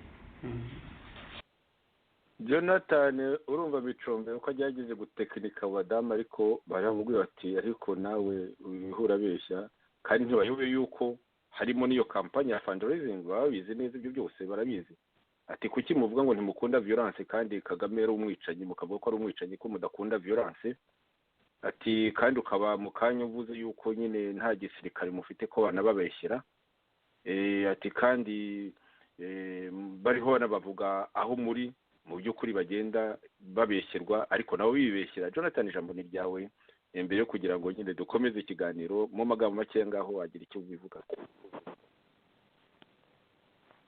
urakoze bwana Joseph urumva arabarimangamije nta nubwo abashubije arabacabiranije yagikwepye ikibazo yagikwepye mu by'ukuri ikigaragara ni uko ntacyo bashoboye n'abashaka guhimbarwa mu kinyoma cya Kigali we aragerageza kwerekana ko ari byo nyine bababeshyera kandi nibyo nyine ahubwo wakwibaza utese ibyo noneho se bihurira hehe no gusaba amafaranga y'urugamba kuko turi kuri za ndimi ebyiri twasobanuye ko ari umuyobozi mukuru muri RNC muri biro iyoboye RNC warahakana ko nta badakoresha violence badakoresha intambara ahubwo asaba abaturage kujya mu mihanda bakaba aribo bikuriraho Kagame none ni Gasake ni nde Gasake ndabishyira mu kanya rwose nta ko guhumbya tariki ya gatanu yes ngo biritegura kubwira Kagame ururimi yumva ngo abaterura amakarito baterure ebyiri iya gatatu bayimuhe Joseph ijambo ni iryawe reka nze mbishyireho aho ngaho Micombere hariho tekinika ni hashize ibyumweru bitatu ugeze kuri uyu munsi ni ukuvuga ko nyuma y'uko yatekinitse ibyo ngibyo nyuma y'uko yatekinitse abadamu nyine ariko bari baramuvumbuye mu by'ukuri nyine bamubereye imfura z'abayemwendesederi ariko bamubuze bati nawe aha ngaho uriho urakabya iki kiranyagisha barimubwiye aho muri iyo clip ya kabiri aho turi ku itariki ya 22 ku itariki ya gatanu rero ubwo hashize iminsi ingana iki iminsi 14 iminsi 14 Micombero avuze ibyo ngibyo ku itariki ya gatanu hashize iminsi 14 Micombero avuze ibyo kuri radiyo Itahuka abereye umuyobozi kubera urwego arimo radiyo Itahuka ihita itangira kampanye ngo yo guterura amakarito ngo dushyigikira umushingano wo kuvugana na Kagame Paul ngo mu rurimi yumva. Hashize gusa iminsi 14 Micombero atekinitse ibyo bintu, yerekanye izo ndimi ebyiri. Ayo mayeri yari avuga ati Kigali buri igiye gukora ibi ngibi, mu by'ukuri avuga ibyazi kuko aba yarabifashije mu Kigali. Reka noneho twumve aba baMRNDCDR, umweMRNDCDR Gasake kera witaga gaca mu bugi, bari gaca mu bugi w'umusizi unakora n'ibisigo byiza. Twumva ukuntu noneho yongeye gukora mu nganzo, ntiraherutse na gatoya, ariko yarashigudutse nyine. Yaraje tariki ya 5 Micombe amaze kuvuga ibyo ngibyo nyine we na Serge nk'uko bisanzwe, ko Serge ibyo byose aba birimo, bati muzana amafaranga, hari amafaranga nyine barayakunda, bamwe babiterwa n'inda nini, ariko abandi baba ariho bakora igikorwa cy'ubugome cyo kudestroyinga opposition nk'uko byagiye biba kenshi, hakoreshwa nyine bamwe babikoreshwa n'inda nini, abandi babikoreshwa n'ingengabitekerezo nayo bahumye amaso n'ubwonko, abandi babikoreshwa no kuba bari ku kazi ka DMI. Reka twumve rero ibyo noneho radio ijwi rya RNC yaditahuka yavuze iminsi 14 gusa Micombero amaze kuvuga ayo magambo yo kuvuga nyine ko ngo babeshyirwa iby'urugamba. Ubu butumwa bugenewe umunyagitugu uherutse kwikoma abantu bari hanze ngo nabateruzi b'amakarito. Bugenewe kandi n'undi muntu wese utaramenya icyo agomba gukora kugira ngo areke kwitwa amazina y'amoko yose. Icyo nifuza kubwira uriya munyagitugu nuko amakarito aterurwa n'umugabo, kandi niba atabizi amenye ko ntambwe iterura ikarito. Nongere mbisubiremo, amakarito aterurwa n'umugabo, ntambwe iterura ikarito. Ashatse kumpinyuza nawe azajye hanze yerekane niba ashobora guterura ayo makarito. Icyamutangaza nuko we yazaterura ayo ntavuze. Nagira ngo uriya munyagitugu amenye ko ayo makarito adutungiye abana kandi natwe aradutunze. Nta uburara nk'abo yirwa yicisha inzara abacuza n'utwo biyejereje. Guterura ikarito rero nta wundi byagombye gutera ipfunwe uretse uwumva atabona agategeko kuyaterura agatangira kuyapfobya. Erega ni mu gihe umuntu uhitamo kwica no kuroga nta handi abaguhishe, nuko nta kindi abashoboye. Yakwishima se abantu bose bakurikije urugero rwe bakaba bicanyi n'abarozi? Namwe rero bagenzi banjye muri hanze, ntihagire uwibwira ngo we ntibimureba, ngo afite akazi kadahuye n'amakarito. Twese twemere ko duterura amakarito, nitumara kubyemera bizatworohera kumva ko bidufitiye akamaro. Ndagira ngo umenye ko yavuze abari hanze bose ntawavanguye, maze niba uri n'umwarimu cyangwa uri directeur, waba umukarani mu biro cyangwa ukaba uri umukinnyi, waba uri umucuruzi, waba umwubatsi, waba uwihaye Imana, umenye ko nawe akubara mu bateruzi b'amakarito, kuko niyo nyito yaboneye abahejeje hanze bose. Ese ubwo ntitwari dukwiye guheraho tukamenya icyo guhera hanze bivuze, tukareka kwirirwa twirengagiza ukuri? None rero bagenzi banjye, dore umunyagitugu duhejeje hanze asigaye atwita amazina yishakiye. Ndagira ngo mbakangurire guterura amakarito aho bishoboka hose. Tuyaterure tuyumvishe. Ariko munyumve neza, uterura amakarito 2, ibivuye mu ikarito ya 3 ubigenera umushinga wo kubwira umunyagitugu ururimi yumva. Ururimi rwose rurigwa, gusa bisaba uburyo bwo kurwiga, bisaba mikoro. Uterura amakarito 2, ibivuye mu ya 3 bijye mu mushinga wo kwiga ururimi umunyagitugu yumva. Miliyoni z'abasore n'inkumi b'abanyarwanda, ari abari hanze, ari abari mu gihugu, nta nji zirimo zananirwa kwiga ururimi umunyagitugu yumva. Ese we ko yarumenye n'ubuhe bwenge arusha abandi? Nimuze duterura amakarito rero, tuyaterure tutiteruje, ariko tuzi icyo duterurira. Tuyaterure tuzirikana ururimi umunyagitugu yumva, maze tubohora abanyarwanda tubavane ku ngoyi y'umunyagitugu. Ubu ngubu umunyagitugu ahagaze nabi, arimo arahinda akadegeri, arimo aravuza yabahanda. Igihe ni iki rwose. Tumufatirane na buriya bwoba afite, tumwereke ko intama zambarwa. Murebe ngo imizinga iravamo imyibano. Mugenzi wanjye yabivuze ukuri kandi yabivuze neza ati, nimureke kwigira bimukira, ibi bihugu byaratwugamishije mu kinyarwanda iyo wugamye imvura uba utegereje ko imvura ihita ugataha iwawe, ariko niba tutifuza ko imvura ihita tuzagumya kwitwa amazina y'amoko yose. Ngo abwirwa benshi akumva bene yo, kandi ngo akabigira kabizi karya imboga karitse ubugari. Imana ibahe kurushaho gushishoza. FPR DMI Micombero tariki ya 22 z'ukwezi gushize ati Kagame ni umunyabwoba, aziruka. Emerende Cedere Gasake uri muri bureau politique unahagarariye RNC nyine ishaje muri Canada, ati rwose Kagame ariho ahinda sekadege. Urumva ko imvuga ari imwe, gusa rero bari mu biki. Jonathan, ijambo ni ryawe, mbere yo kugira ngo turebe ukuntu muri Afurika y'Epfo twari dufite urubyiruko runini cyane hasenyutse kandi bapfuye ibyo binyoma, kuko urwo rubyiruko rumwe rugwiriyemo abantu benshi cyane bo muri FDLR bari baragiye muri RNC bazi ko hazabaho urugamba, amafaranga aratangwa, baririra, bageza bararambirwa. Hari uwo turi burebe mu kanya avuga ati mvuye muri RNC kuko ibintu twasezeranye nyine byo gukora urugamba na FDLR batabyubahirije. Bityo abanyarwanda bose nakoreye mobilisation bazana muri RNC mbasabye imbabazi. Tuzaza kurira mu kanya. Jonathan, ijambo ni ryawe. Urakoze muvandimwe Joseph, nanone ngushimire muvandimwe Gasake, ndeka mushimire n'uyu muvugo we mwiza, nananenge nyine na Kagame usebanya ngo abikorera amakarito ni abatindi cyangwa ni abantu badafite icyo bashobora kugeraho.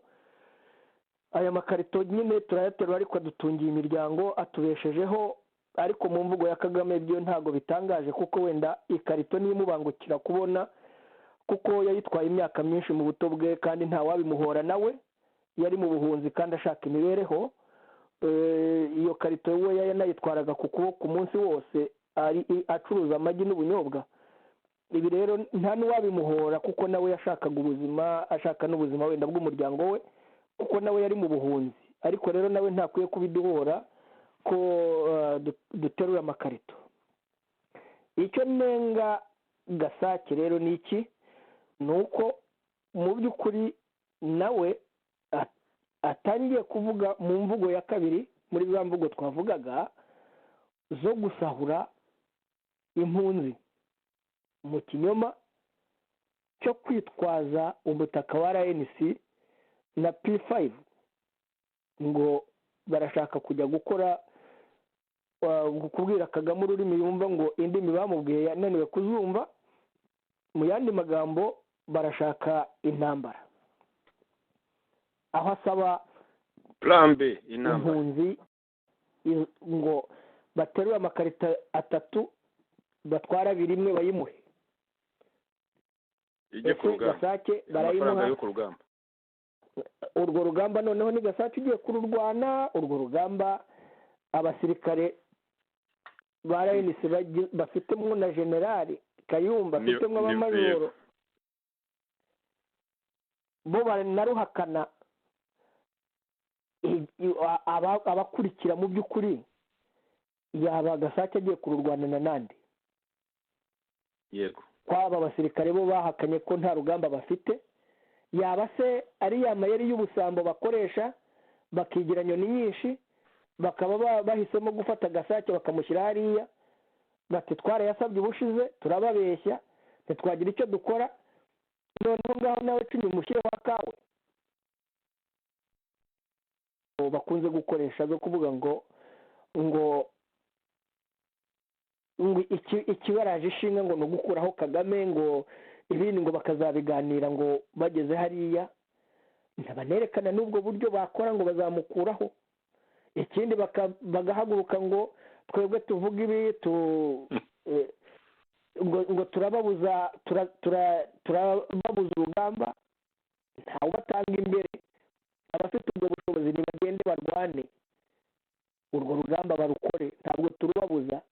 Icyo tubabuza ni ukubeshya, icyo tubabuza ni ugusahura impunzi, icyo tubabuza ni ukudasubira inyuma ngo barebe amateka yacu atwigisha iki. Naho Kagame ni mubi, ni kabutindi yamaze abanyarwanda, ariko noneho nibasubiza amaso inyuma, muri abo bavuga ko Kagame ari mubi nta warusha Kagame ububi.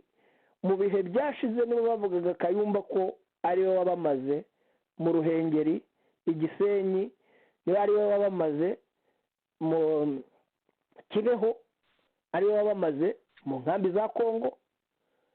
Nta nubwo yewe bari banamuhamagara ngo bamubaze uko yahanuye indege, bamubaze uko yakoze iperereza, uko yabigenje.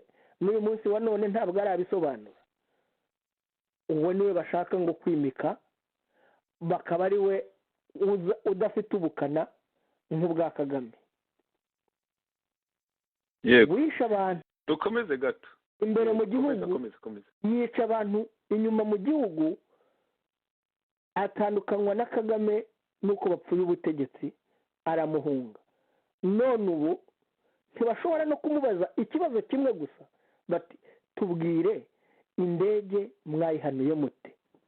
Ese muyihanura ntabwo mwabonaga ibizakurikiraho? Ese nyuma y'ibyakurikiyeho ni iki cyatumye mwongeraho andi maraso y'abahutu yamenetse mu Rwanda no muri Kongo?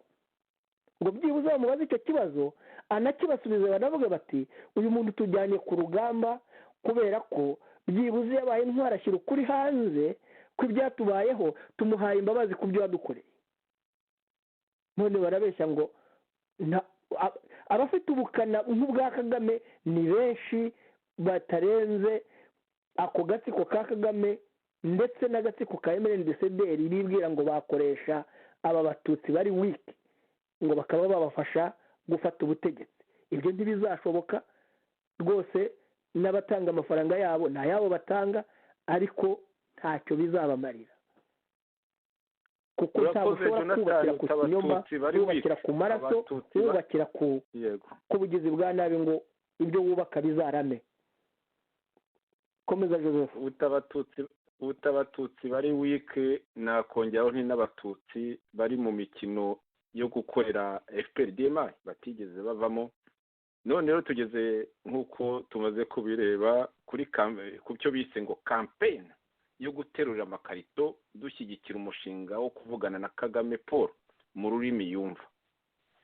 Aho iyo campaign nyine yatangijwe n'abo muri MNDCD ku itariki ya 5 z'ukwa 2 2018.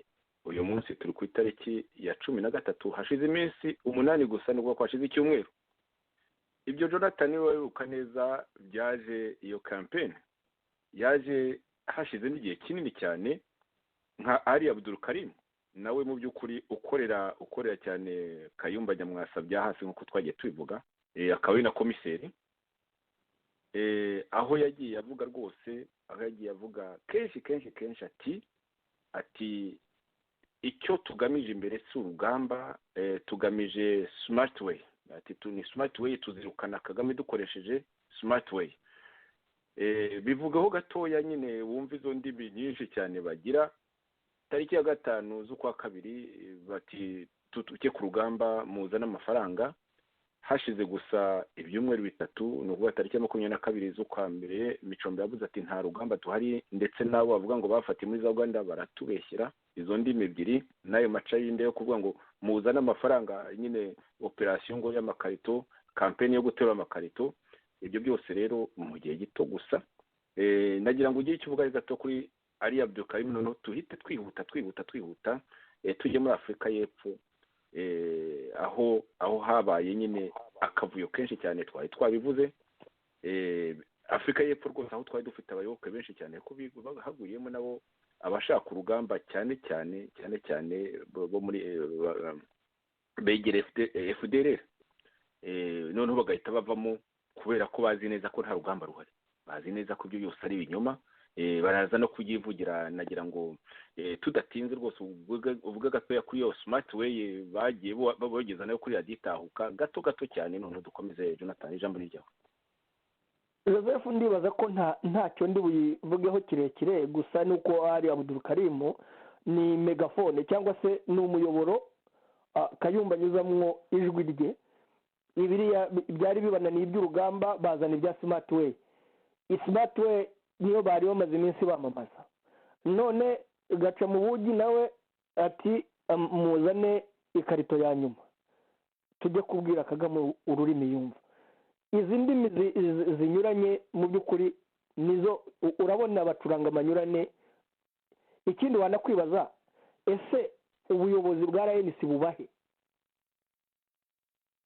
hari koordinateri wundi hari koordinateri wundi tubavuga amazina koordinateri ni Jerome nayo yigize iki umwungirije ni Kayumba Nyamwasa niko byitwa ariko mu by'ukuri niwe umuyobozi nyine w'ayo mahano yose mu by'ukuri bavuga abanyabwoba ni umunyabwoba number 1 ni nka Kagame ni ubwoko bumwe si ukuvuga bwoko bw'abatutsi ni ubwoko bw'abanyabwoba mu by'ukuri babicanye abanyabwoba bakanywa musayi ngo niwe number 2 ariko mu by'ukuri niwe number 1 bandi n'abateruzi bibindi Jerome nayigize iki ngo niwe number 1 niwe wa mbere ngo niwe ubikuriye sinzi yaba Kayumba Nyamwasa nawe sinzi yasigaye aba ukurikiyeho ni Condo Gervase nawe niba umuherutse uzambwire undi ukurikiyeho ni micombero nyine ukora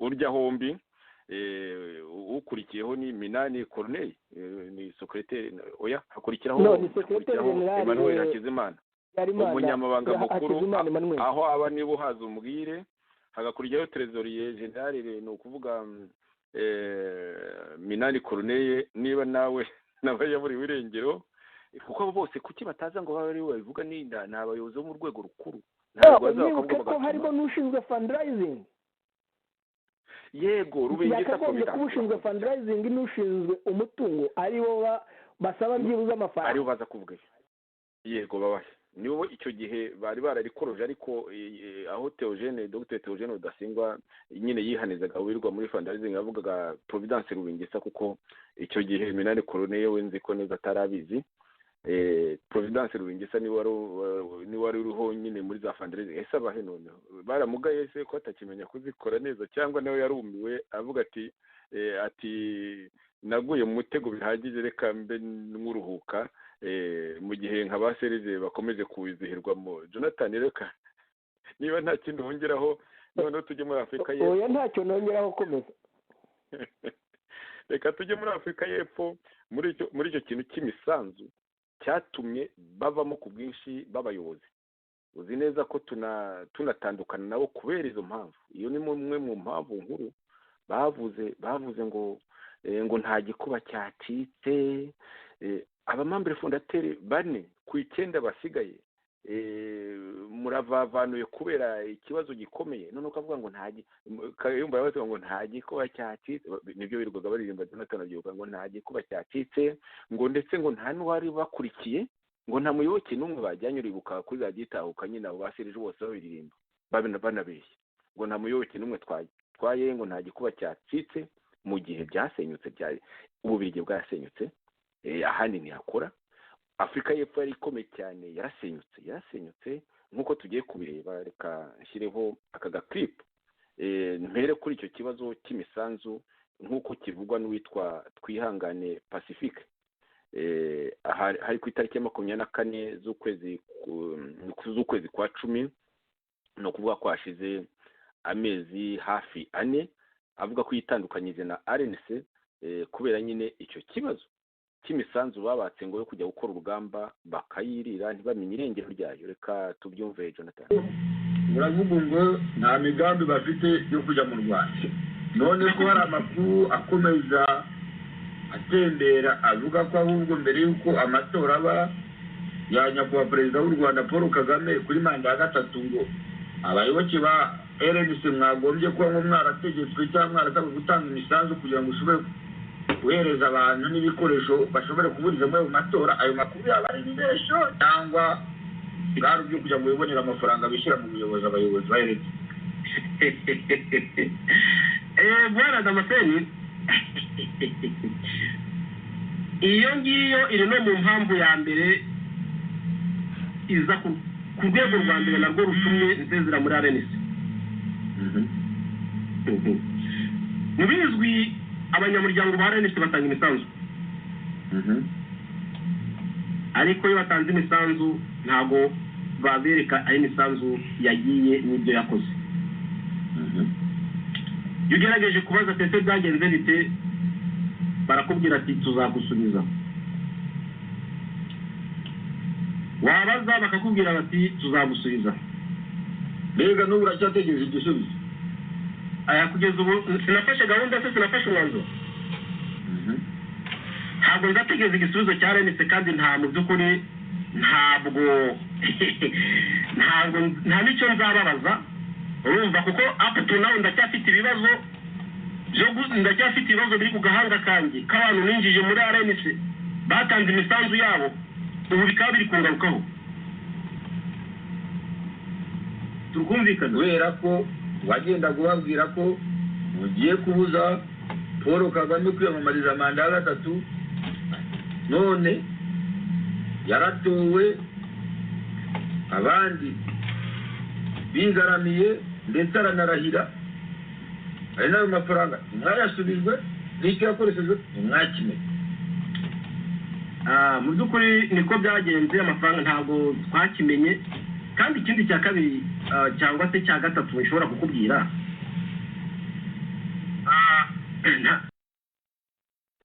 Jonathan, uwo ni twihangane Pacifique, uriho uvuga ati imisanzu nicyo kintu kiri ku isonga mu byatumye aseza muri RNC, kuko singiye kwitwa umwesikoro, singiye kwitwa umuntu wacucuye wambuye abaturage, nkashyira ibisambo. Araza kubivuga ibyo bisambo ibyo ari byo. Ku isonga rwose ni Kayumba Nyamwasa na muramu we Frank Ntwari. Uzi ko kuva kera Kayumba yakoreshaga baramufi no mu ishyamba, ari ukwiba ari ukuroga yagiye bakoresha. Reka rero ufate ijambo dukomeze twumve gatoya ibyo byabaye muri Afurika y'Epfo. Iryo jambo aho ariho abwira, ari ku nyenyeri, ni kuri radiyo Inyenyeri. Ariho arabazwa n'uwitwa Ntaganzwa Damascene, icyo gihe nyine yari umuyobozi w'iyo radiyo Inyenyeri, wenda n'ubu ngubu aracyari, byo sinabimenya, simuherutse. Nuko nagira ngo nyine ufate mikoro ugire icyo uvuga kuri iryo jambo rya Pacifique twihangane Jonathan.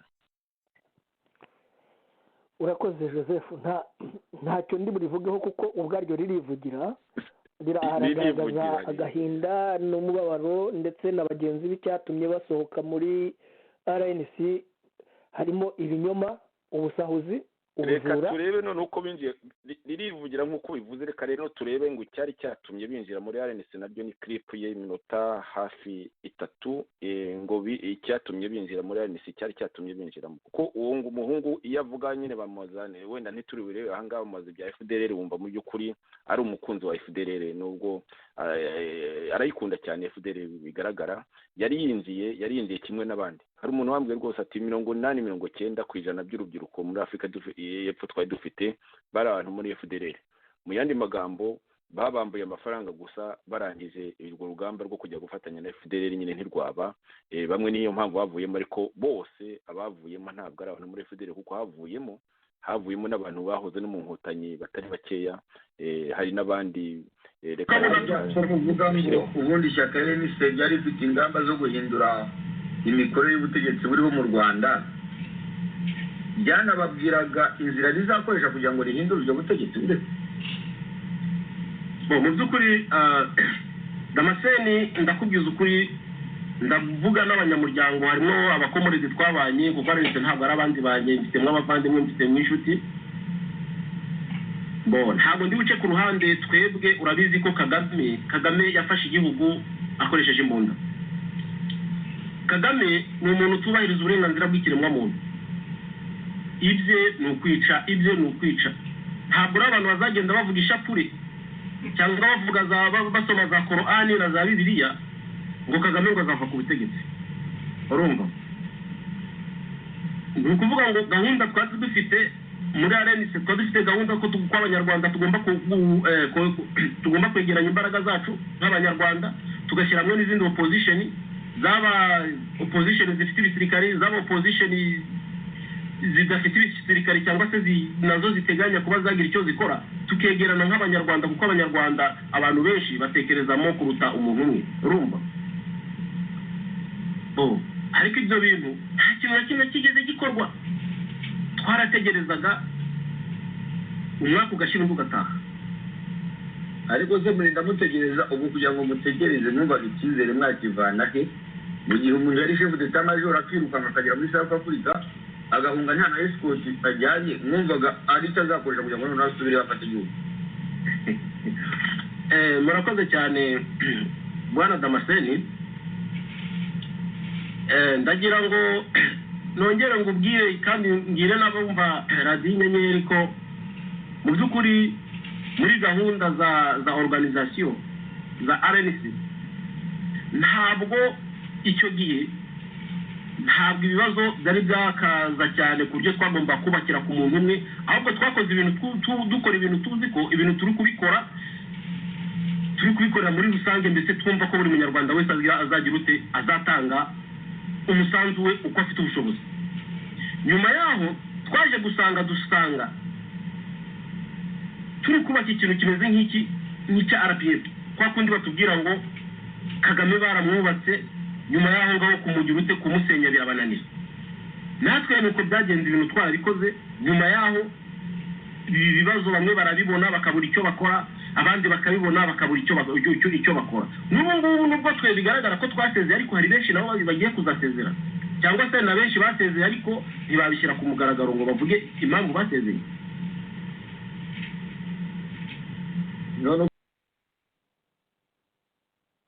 Jonathan sinzi niba ari icyo wifuza kuvuga wafata ijambo nako ntiwanakibura ngira ngo bumvise ko bavuga bati mu by'ukuri Kagame ntawatandukaniye nabo ndetse ndibongere wenda kushaka uduklipu tubitsindagira ijambo ryawe Jonathan. Urakoze Joseph mu by'ukuri iyo mvugo y'uwo muvandimwe ni imvugo igaragaza ya disikuru ya Dr Theogene Rudasingwa wari umuhuzabikorwa wa RNC yatugejejeho cya gihe urabona nyuma y'umwaka umwe se cyangwa umwaka umwe n'igice ko ibyo yavugaga tumaze gucikamo igice aba nabo baje kubona ko bababeshyaga ndetse n'amafaranga y'abantu bagiye basaba y'intambara ko basanze bababeshya ntabyo bashoboye ahubwo urasanga bafite ibibazo by'uburyo bazasobanurira abantu bagiye basaba ayo mafaranga kandi ibyo bababwiraga batarabikoze ikindi abo bagiye bamubarayizinga bakabazana muri RNC babasansibiriza bakaza bibaza igisubizo bazabaha ibyo urumva ni ibibazo by'akababaro n'agahinda aba basore bafite byatumye bava muri RNC ariko kandi akavuga ati simbirogereta kuko twasanze twarubatse umuntu aho kubaka organization ateye dusanze tutagomba kubigumamo ahubwo dukwiye kubivamo hakiri kare kugira ngo mu by'ukuri ejo tutazasanga nanone tuguye mu mutego nk'uwo abari muri FPR baguyemo ni ibintu byumvikana kandi ni ibintu bibabaje ni nabyo tuheraho tugaragaza ko izi ndimi ebyiri bakwiye kuzireka bagatekereza neza ikintu cyafasha impunzi cyafasha n'abanyarwanda bari mu gihugu bacishije mu gutekereza ku cyabatsinze 94 bacishije mu gutekereza ku mateka ya vuba ya jenoside yaba jenoside yakorewe abatutsi yaba jenoside yakorewe abahutu zombi imwe yakozwe na MRNDCDR indi ikorwa na FPR-DMI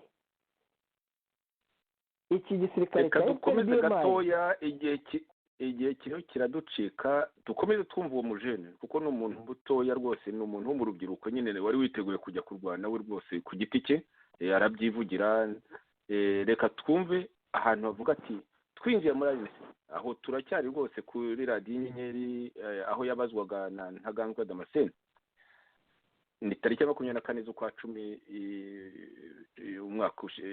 z'umwaka ushize, hashize amezi arenze 3 gatoya gusa, aho uwo Twihangane Pacifique akomeza agira ati RNC rwose yari ikomeye iza gushimutwa na Kayumba Nyamwasa na muramu we Frank Ntwari wigize general. Aha rero uraza kwibuka nyine ibintu uko Kayumba yakoraga no mu ishyamba akoresha baramube. Reka twumve gatoya ukuntu nyine yaje gushimu ati RNC yari ikomeye, mu yandi magambo yari ikomeye itaracikamo kabiri nyine ngo noneho isigara ari y'umuntu umwe witwa Kayumba Nyamwasa na muramu we Frank Ntwari ngo wigize general. Reka twumve nibyo rwose ntabwo naguhakanira ko uko bivuze iyo urebye neza ugatekereza neza ubona narabigizemo uruhare kubiteza kuko nagize ute kuko na confiance z'abantu benshi kwinjira muri organisation ubumvisha ko binjiramo cyane kandi nawe ubwawe organisation ubwawe utarayimenya nawe uyimenyeye none urayihunze. Marara Damascene ndagira ngo ngubwire ngo ubundi mu kinyarwanda burya abanyarwanda bazi ubwenge, bazi n'ikinyarwanda, bazi no guca imigani ngo amareshya mugeni si yamutunga. Mu by'ukuri RNC ndakubwiza ukuri RNC yagize ikibazo gikomeye cyane. Aba bantu bahagarariye RNC ku rwego rwo hejuru, ndavuga cyane cyane aba bavuye mu Rwanda, binjiye mu Rwanda bakoresha igipindi cyo kubeshya abanyarwanda. Twere tubabona twibwiraga ko bahindutse, ko nabo bazaga batubwira ati twarahindutse. Mu by'ukuri baza batubwira bigize neza, bicishije, bigaragara ko bicishije bugufi. Mu by'ukuri ukavuga uti aba bantu barahindutse pe. Ari nayo mpamvu tujya kubona mu by'ukuri ikintu cyane cyane cyabwiye abanyarwanda ko hari ikintu cyahindutse, kandi tukabona ko nta mu by'ukuri abantu bahindutse kandi ko batandukanye na RPF, nuko generali bamusanze hanga bakamurasa. Ibyo murabizi. Turavuga tuti noneho aho bigeze ibintu biri serious, uyu mugabo rwose noneho ari serious. Uyu mugabo koko bigaragara ko yatandukanye na leta y'i Kigali, ariko ntabigeze bafatwa. Urumva nta bigeze bafatwa, ariko bashyize uko biri kose abafashwe bashyizwe, abo baketse bashyizwe mu butabera, nyuma baza guca imanza, baza guhamwa n'ibyaha, n'ubu ngubu bamwe barafunze. Barabyemeye cyangwa inkiko nizo zagaragaje ko badafite ibisobanuro? Harimo ababyemeye, bavuga ko batumwe n'abandi, bavuze ko batumwe na leta y'i Kigali. ubwo bihita bigaragaza ko ishyaka ryanyu ryari rifite ingufu cyangwa se ni Kayumba wari ufite ingufu? Mu bigaragara byagaragaraga ko ishyaka rifite imbaraga, ariko nyuma yaho Kayumba wari uza kugira imbaraga we na muramu we kuruta imbaraga cyangwa bamuhimba nde? Bamwita Frank Ntwari. nawe South Africa? Nawe South Africa. Nawe akaba mu ishyaka? Nawe ari muri organisation rwose. Ashinzwe iki? Ashinzwe uburenganzira bw'ikiremwamuntu no kuvugira impunzi. Ariko ishyaka barisize ry'umuryango iyo urebye usanga ariko byagenze, kubera ko nk'ubu ngubu burya iyo abantu bari muri Tarago abantu bakagombye kwicisha bugufi. Nawe ubu ngubu ngo ni generali, ariko ntabwo nzi ikosi yaciyeho y'igisirikari, sinzi aho yakigiye, ariko twe tubona ko yenda yabaye generali kuko yarwanye intambara yo kuri WhatsApp, kuko niho intambara zirirwa zibera zo kuri WhatsApp group. Njye nkeka ko yenda ariho yenda yabereye generali, kuko yenda yarwanye iryo shyamba rya WhatsApp. Don't ask me also. So ni gutyo bimeze, ndetse ni gutyo. Ijambo ni ryawe Jonathan, ngira ngo urumva nyine ibyo umuje navuze, ndashyiraho nk'uduklipu tundi tuyisha warifata general kuri WhatsApp muramu we Frank Ntwari.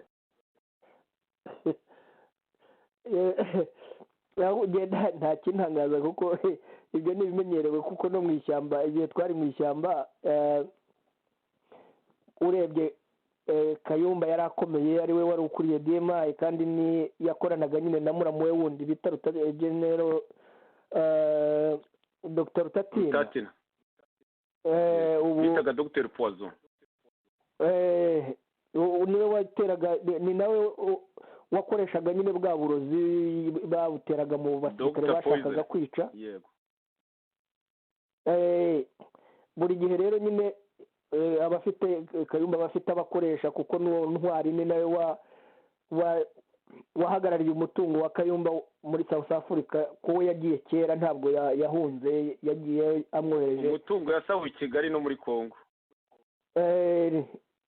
urumva ibyo rero urumva uyu musore aravuga ati nagahomamunwa ati ibintu byose byari byihariwe n'inzimwe ugasanga ibyo baruhiye amafaranga bakura mu bayoboke no hanze yose yigira kwa Kayumba na muramu we urumva ni agahinda bafite none ahubwo ikibabaje ni uko bitabatera isoni n'uyu munsi wa none kuba bagitinyuka kubwira abanyarwanda ngo nibabaha andi mafaranga nayo babahaye kampeni y'amakarito nayo babahaye ntacyo bigeze babakorera urumva rero niyo mpamvu twamagana ibi ngibi ndetse tunagaragaza ko izi ndimi ebyiri muri opozisiyo tutazigera tuzihanganira tuzazamagana kugeza bene kuzikoresha baciye bugufi bakabona ko uravuga ko wagiye ugafata abayoboke abaturage ukababwira ko umukangurambaga ukabakangurira ko batanga umusanzu wo gushyigikira RBC iyo misanzu yari ifite ibikorwa igomba gukora ibyo bikorwa ntabwo byigeze bikora none washoboye kugaruka gusobanurire abo bantu batanze iyo misanzu aho amafaranga yabo yarengeye barakoze cyane Damascene ubajije ikibazo cyiza cyane buriya no mu ngaruka mbifite buriya no mu ngaruka ishobora kugira icyo kibazo kirimo cyane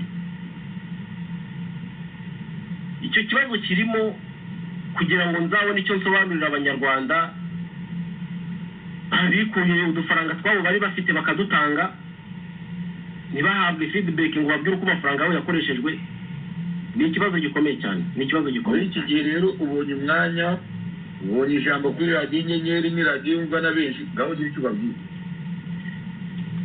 mu by'ukuri njyewe ndasaba imbabazi umuntu uwo ari we wese nakanguriye kwinjira muri RNC kubera ko nta uko twinjiye muri RNC duteganya cyangwa se dutekereza uburyo ki tuzahindura ibintu mu Rwanda dutekereza ko tuzahindura ibintu mu buryo bwihuse kandi mu nzira nziza twaje gusanga mu by'ukuri RNC yaraciye umuvuno yahinduye ni ukuvuga ngo yahinduye gahunda yahinduye inzira ihindura strategy aho twubatse ibintu tugasanga ibintu byubakiye ku muntu umwe cyangwa se ku bantu babiri mu by'ukuri tukabura n'ikintu twakora ubwacu twe twaravuze ntacyo tutakoze badushyizeho ibyaha bakoze iki mu by'ukuri nsabye abanyarwanda imbabazi umunyarwanda uwo ari we wese nakanguriye kwinjira muri organization muri RNC musabye imbabazi murakoze kuvuga ngo mu by'ukuri twe ku ruhande rwacu tubona ubwato twarimo bwaramenetse kandi kumeneka bwararohamye ariko burohama harimo abantu nkaba nshaka kukubwira ngo rero ntabwo dushobora kwemera ko abagenzi bacu barohama kandi turi abasare twese turi abasare kandi tuzi koga ubu mugiye gushyiraho utwato dutoya dutabara cyane rwose turi abasare urumva ubwo bwato bwanyu gutoya mugiye gushyiraho murumva uzatangira gukora ryari kugira ngo butabare hakiri kare kuko mushobora kuza mugasanga nubwo mwabuzanye abamaze kurohama reka icyo kintu ngigusobanurireho mu by'ukuri nakubwiye nti twebwe turi abasare kandi tuzi no koga ntabwo twashobora kwemera ko abantu bacu borohamira muri iriya nyanja. Ikindi cya kabiri kandi kuvuga ngo mbe ngo tugiye kuzana utwato dutoya mu by'ukuri nibyo kandi already twatangiye kandi twaratangiye ntabwo dushobora gusubira inyuma. ubu mwarabyiyemeje? Twarabyiyemeje ntabwo dushobora gusubira inyuma nubwo leta ya Kigali bari kutwandikaho byinshi cyane ariko twe twatangiye gahunda yo kurwanya FPR na Kagame n'ibintu byose bikora nka FPR tuzabirwanya paka tumekinge sure ko abanyarwanda